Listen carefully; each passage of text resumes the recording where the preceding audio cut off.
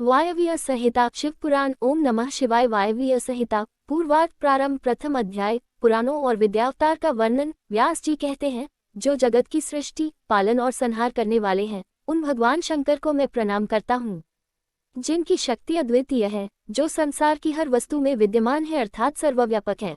उन विश्वकर्ता अविनाशी भगवान शिव की मैं शरण में हूँ। जब गंगा, यमुना और सरस्वती के संगम स्थल प्रयाग में नैमिषारण्य में ऋषिगणों ने यज्ञ का अनुष्ठान किया, तब व्यास मुनि के पुत्र सूत जी उस स्थान पर गए थे। उन्हें वहां देखकर मुनि प्रसन्न हो गए। उन्हें यथायोग्य आसन पर बैठाकर उनका सत्कार और पूजन किया। ऋषिगण बोले, हे सर्वज्ञ सूत जी, आप महर्षि व्यास जी के शिष्य होने के कारण सब कथाओं और रहस्यों को जानते हैं। हम पर कृपा करके हमें भी दिव्य कथा सुनाइए। ऋषिगण की प्रार्थना सुनकर सूत जी ने मन ही मन भगवान शिव एवं देवी पार्वती का स्मरण किया और सूत जी बोले, हे ऋषिगण, अब मैं आपको पुराणों के प्रकट होने का वृतांत सुनाता हूँ। श्वेतकल्प में वायुदेव द्वारा कहे गए वचन ही न्यास से पूर्ण व शास्त्रों से शोभित होकर पुराण कहे जाते हैं। 4 वेद, 6 शास्त्र, मीमांसा, न्याय, धर्मशास्त्र एवं पुराण आदि 14 विद्याएं हैं। आयुर्वेद, धनुर्वेद, गंधर्ववेद और अर्थशास्त्र से मिलकर ये 18 हो जाती हैं। देवाधिदेव भगवान शिव ही इन 18 विद्याओं के उत्पादक हैं। संसार की उत्पत्ति के समय सर्वप्रथम ब्रह्मा जी उत्पन्न हुए, जिन्हें ये 18 विद्याएं प्रदान की। उनकी रक्षा के लिए विष्णु को शक्ति प्रदान की। श्री विष्णु जी ब्रह्मा की रक्षा करने वाले मध्य पुत्र हैं। ब्रह्मा के 4 मुखों से 4 वेद उत्पन्न हुए। तत्पश्चात उनके 4 मुखों से शास्त्र उत्पन्न हुए। ब्रह्मा जी के मुख से उत्पन्न हुए इन शास्त्रों को पढ़ना अत्यंत कठिन है। इसलिए मनुष्यगणों को वेदों और शास्त्रों का ज्ञान प्रदान करने हेतु भगवान शिव की कृपा से द्वापर युग में श्रीहरि विष्णु के रूप में व्यास जी अवतरित हुए। उन्होंने द्वैपायन नाम से द्वापर में जन्म लिया और वेद व्यास नाम से जगप्रसिद्ध हुए। उन्होंने सभी पुराणों की रचना की। संक्षेप में उन्होंने 4 लाख श्लोकों की रचना की। ब्रह्म, पद्म, विष्णु, शिव, भागवत, भविष्य, नारद, मार्कंडेय, अग्नि, ब्रह्मवैवर्त, लिंग, वराह, वामन, कूर्म, मत्स्य, गरुड़, ब्रह्मांड, स्कंद आदि कुल 18 पुराण हैं। शिव पुराण के धर्म तथा विधि के अनुसार पूजन एवं आराधना से सब मनुष्य तथा देवताओं को शिवलोक की प्राप्ति होती है। वायव्य संहिता पूर्वार्ध। दूसरा अध्याय ब्रह्मा जी से मुनियों का प्रश्न पूछना। सूत जी बोले, हे ऋषियों, वराह कल्प में ऋषिगणों के मध्य विवाद छिड़ गया कि परब्रह्म कौन है।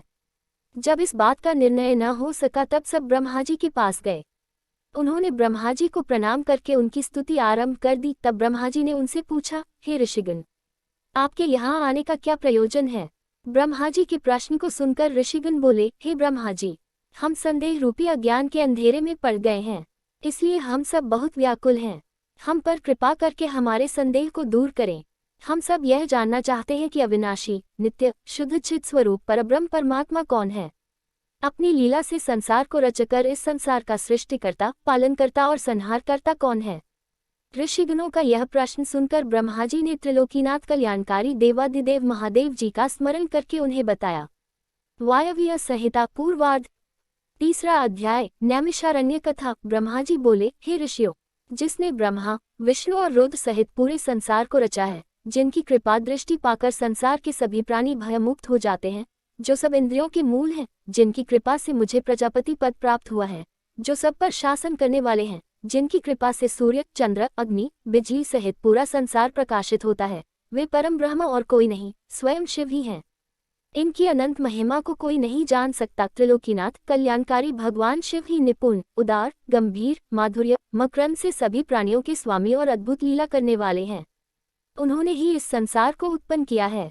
प्रलय काल में ही वे सारे ब्रह्मांड को अपने अधीन कर अपने में विलीन कर लेते हैं। भगवान शिव का सच्चे मन से पूजन और आराधन करने वाले को प्रभु का दर्शन प्राप्त होता है। भगवान शिव के 3 रूप हैं, स्थूल, सूक्ष्म और सूक्ष्म से सूक्ष्म। स्थूल रूप को देवता, सूक्ष्म रूप को योगीजन और तीसरे अर्थात अत्यंत सूक्ष्म रूप को शिवजी के परम भक्त और शिव व्रत का उत्तम पालन करने वाले ही देख सकते हैं। धर्म का विशेष ज्ञान हो जाने पर अधर्म का नाश हो जाता है और फिर शिवजी की अचल भक्ति प्राप्त हो जाती है। भगवान शिव की कृपा से कर्म के बंधनों से मुक्ति मिल जाती है तथा मनुष्य शिव धर्म में प्रवृत्त हो जाता है। धर्म 2 प्रकार का होता है, गुरु अपेक्षित तथा गुरु अनपेक्षित। गुरु अपेक्षित धर्म द्वारा ही शिव धर्म में प्रवृत्त होकर शिव ज्ञान की प्राप्ति होती है और मनुष्य सांसारिक मोह माया को त्याग कर भाव साधन में लग जाता है। तत्पश्चात ज्ञान और ध्यान से युक्त होकर मनुष्य योग में प्रवृत्त हो जाता है। योग से भक्ति, भक्ति से शिवजी की कृपा और उनकी कृपा से संसार से मुक्ति मिल जाती है। तब मनुष्य शिवधाम एवं शिवपद को प्राप्त कर लेता है। इसलिए ऋषिगण, आप सबको मन और वाणी को शुद्ध करके परमात्मा शिव के ध्यान में लग जाना चाहिए। यज्ञों और मंत्रों द्वारा आवाहन करने से वायुदेव आपके पास आएंगे, उसी से तुम्हारा कल्याण होगा। फिर आप सब पवित्र वाराणसी नगरी में चले जाना, क्योंकि वहीं पर पिनाकधारी शिव देवी पार्वती जी के साथ विराजमान है। इस समय मैं मनोमय चक्र को छोड़ रहा हूँ। इस चक्र की नेमी जहाँ टूटे उसी स्थान पर आप महायज्ञ आरंभ करना।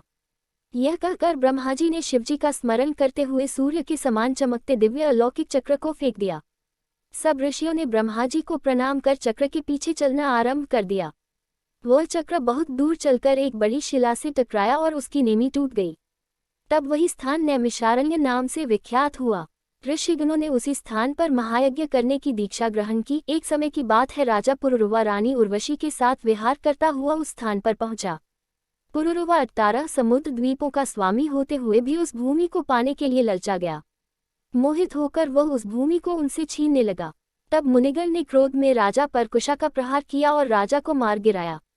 इसी भूमि खंड पर ब्रह्मा जी ने सृष्टि की रचना की थी। इस भूमि खंड को पाकर ऋषिगण बहुत प्रसन्न और आनंदित हुए। वायव्य संहिता पूर्वार्ध, 4 अध्याय, वायु आगमन। सूत जी बोले, ऋषिगण, उन भाग्यशाली ऋषियों ने नैमिषारण्य क्षेत्र में भगवान शिव को प्रसन्न करने के लिए 10,000 वर्ष तक यज्ञ किया। तब ब्रह्मा जी से प्रेरित होकर वायुदेव ने उन्हें दर्शन दिए। उन्हें अपने सामने पाकर ऋषिगण बहुत प्रसन्न हुए। ऋषिगण ने वायुदेव को उत्तम आसन देकर उनका बहुत आदर सत्कार किया। वायुदेव बोले, ऋषिगण, भगवान शिव की परम कृपा से आपका यज्ञ निर्बाध गति से चल रहा है। कोई राक्षस अथवा महादैत्य यज्ञ में विघ्न नहीं कर रहा है। फिर भी क्या आपको इस यज्ञ में कोई कष्ट हुआ है? आपने शास्त्र स्तोत्र से देवताओं और पितृकर्मों से पितरों को पूछकर यज्ञ को विधि विधान से पूर्ण कर लिया है। तब वायुदेव के इन प्रश्नों का उत्तर देते हुए ऋषिगण बोले, हे वायुदेव, हमने अपने अज्ञान रूपी अंधकार को दूर करने के लिए ब्रह्मा जी की आराधना की थी। तब उन्होंने प्रसन्न होकर हमें इस महायज्ञ को करने के लिए कहा था। उन्होंने ही हमें ब्रह्मा, विष्णु, रुद्र एवं देवों के स्वामी परब्रह्म परमेश्वर कल्याणकारी भगवान शिव को प्रसन्न करने के लिए शिव मंत्र जपने की आज्ञा दी थी। आपके शुभागमन के विषय में भी ब्रह्मा जी ने बताया था। आपने यहाँ पधार कर हमारे महायज्ञ को पूर्ण कर दिया। आपके दर्शन पाकर हम सबका जीवन सफल हुआ और हम सब कृतार्थ हुए। वायव्य संहिता पूर्वार्ध, 5वां अध्याय, शिवतत्व वर्णन। ऋषि बोले, हे वायुदेव, आप हम सबको यह बताएं कि आपको यह ईश्वरीय ज्ञान कैसे प्राप्त हुआ है, जिनका जन्म अभी तक अप्रकट है। ऐसे ब्रह्मा जी से आपने शिव भाव को कैसे प्राप्त किया? प्रभु, हमारी इस जिज्ञासा को शांत करें और हमें ज्ञान प्रदान करें। ऋषिगण के वचन सुनकर वायुदेव बोले, हे ऋषिगण, 21वें श्वेत रूप नामक कल्प में ब्रह्मा जी ने ब्रह्मांड की रचना करने के लिए भगवान शिव को प्रसन्न करने हेतु कठोर तपस्या की। तब उनकी कठोर तपस्या से प्रसन्न होकर कल्याणकारी शिव ने उन्हें अपने स्वरूप के दर्शन दिए। तत्पश्चात उन्हें परम शिव तत्व ज्ञान का उपदेश दिया। अपनी तपस्या के प्रभाव से ही मुझे ब्रह्मज्ञान की प्राप्ति हुई है। सर्वप्रथम मुझे पशु पाशुपति संज्ञक ज्ञान प्राप्त हुआ। इस ज्ञान को वस्तु विनाशक माना जाता है। चेतन और प्रकृति दोनों का नायक ज्ञान ही है। पशु, पाश एवं पति को तत्वज्ञ कहते हैं। क्षर प्रकृति, अक्षर पुरुष और इन दोनों का प्रेरक परमेश्वर है। प्रकृति माया है। माया ही महेश्वर की परम शक्ति है। जीव अपने कर्मों का फल भोगने के लिए ही माया से आच्छादित रहता है। ऋषि बोले, हे वायुदेव, कालादि क्या है? उसका कर्म व फल क्या है? भोग किसे कहते हैं और भोग के साधन क्या हैं? वायुदेव बोले, ऋषिगण, कला, विद्या, राग, काल और नियति का भोगता मनुष्य है। हमारा शरीर ही भोग का साधन है। जब शिव भक्ति की भावना प्रबल होती है तब मनुष्य शिव स्वरूप हो जाता है। विद्या ज्ञान बढ़ाती है, राग को कला बढ़ाती है। सुख दुख से मोहित होकर आत्मा सत्व, रज और तम गुणों को भोगती है। पंचभूत, पंच तन मात्रा, पंच ज्ञानेन्द्रिय, पंच कर्मेंद्रिय प्रधान बुद्धि, मन अहंकार विकार युक्त है। श्रेष्ठ पुरुषों ने आत्मा को भिन्न माना है। मनुष्य अपने कर्मों का ही फल भोगता है। ईश्वर सर्वज्ञ और अगोचर है। वह ही अंतर्यामी कहलाता है। शरीर तो दुखों की खान है। वह नश्वर है और नष्ट हो जाता है। संसार में आकर वह जन्म मरण के चक्र में घूमता रहता है। आत्मा कभी नहीं मरती, वह अमर है। आत्मा एक के बाद दूसरा शरीर धारण कर लेती है। जीवात्मा ज्ञानहीन होने के कारण सुख दुख भोगने के लिए स्वर्ग और नरक में जाती है। वायव्य संहिता पूर्वार्ध, 6ठा अध्याय, शिव तत्व ज्ञान वर्णन। ऋषि बोले, हे वासुदेव, पशु और पाश के स्वामी कौन है? तब ऋषिगणों का प्रश्न सुनकर वायुदेव बोले, हे ऋषियों, पशु और पाश के निवारक परमेश्वर हैं। परमेश्वर सर्वव्यापक है, उसने ही संसार का निर्माण किया है। ईश्वर की प्रेरणा से ही जीव संसार में जन्म लेता है। परमात्मा ही सबका करता है। जिस प्रकार अंधे मनुष्य को कुछ दिखाई नहीं देता, उसी प्रकार मनुष्य भी परमेश्वर को नहीं देख पाता। पशु एवं पाश को जब ज्ञान प्राप्त होता है तो ब्रह्मज्ञानियों को मुक्ति मिल जाती है। परमेश्वर महाज्ञानी और मायावी हैं। वह सारे संसार को अपने अधीन कर लेते हैं। वही संसार की सृष्टि, पालन और संहार करने वाले हैं। त्रिलोकीनाथ देवाधिदेव भगवान शिव ही परमेश्वर हैं। उन्होंने ही आकाश और पृथ्वी की रचना की है। उन्होंने ही सभी जीवों एवं देवताओं को रचा है। अतः वे ही पुराण पुरुष हैं। अपनी अपार अलौकिक शक्ति से उन्होंने पूरे त्रिलोक की रचना की और उसका पालन करते हैं तथा समय आने पर इसका विनाश भी स्वयं कर देते हैं। संसार रूपी वृक्ष के दो पत्ते हैं, जीवात्मा और परमात्मा। जीवात्मा अपने कर्म के फल को भोगती है और परमात्मा उसका लेखा जोखा रखते हैं। परमात्मा का प्रकाश एवं तेज चारों ओर फैला हुआ है। बुद्ध्योपनिषद के अनुसार परब्रह्म को जानने वाला मनुष्य जन्म मरण के बंधनों से मुक्त हो जाता है। इसलिए सदाशिव की भक्ति कर मोक्ष प्राप्ति की इच्छा करनी चाहिए। वे कल्याणकारी सदाशिव ही सब कामनाओं को पूरा करने वाले हैं। उनके अमृत रूपी ज्ञान के बिना मुक्ति संभव नहीं है। अतः सर्वव्यापक सर्वेश्वर शिव का ही ध्यान और स्मरण करना चाहिए। वायव्य संहिता पूर्वार्ध 7वां अध्याय। काल महिमा। ऋषि बोले, हे देव, इस विश्व की सृष्टि, पालन और संहार रूपी चक्र के निरंतर चलने से ही जीव की उत्पत्ति एवं विनाश होता है। हमें इस काल को अपने अधीन रखने वाले के विषय में बताए। तब ऋषिगणों के प्रश्न का उत्तर देते हुए वायुदेव बोले, हे मुनियों, जिस काल के विषय में आप जानना चाहते हैं वह भगवान शिव का ही तेज और दिव्य रूप है। काल को कालात्मा नाम से भी जाना जाता है। इस चराचर जगत में कोई भी काल के सामने रुकावट नहीं डाल सकता। त्रिलोकीनाथ कल्याणकारी भगवान शिव की अंशांश शक्ति ही इस कालात्मा में कार्य कर रही है। इस काल शक्ति ने पूरे विश्व को अपने अधीन कर रखा है।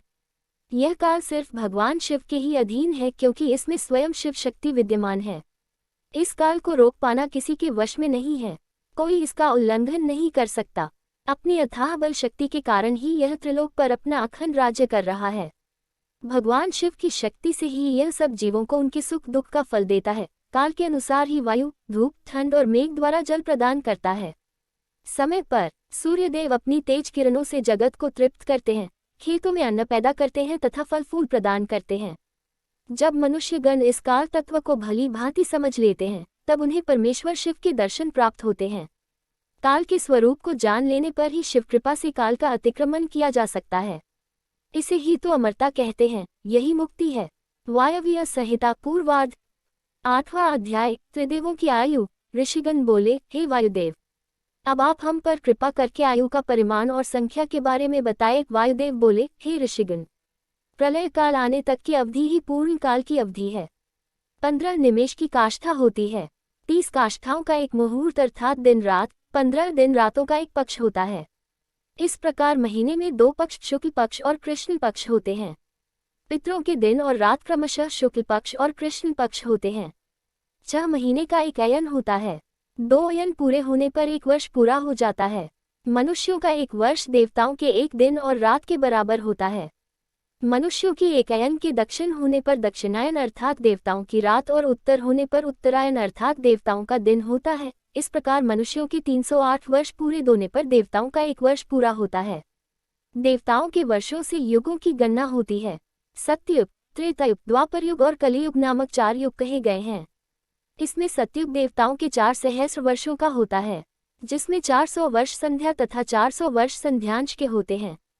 त्रेता युग में 30,000 वर्ष, द्वापर में 2,000 वर्ष और कलियुग में 1,000 वर्ष होते हैं।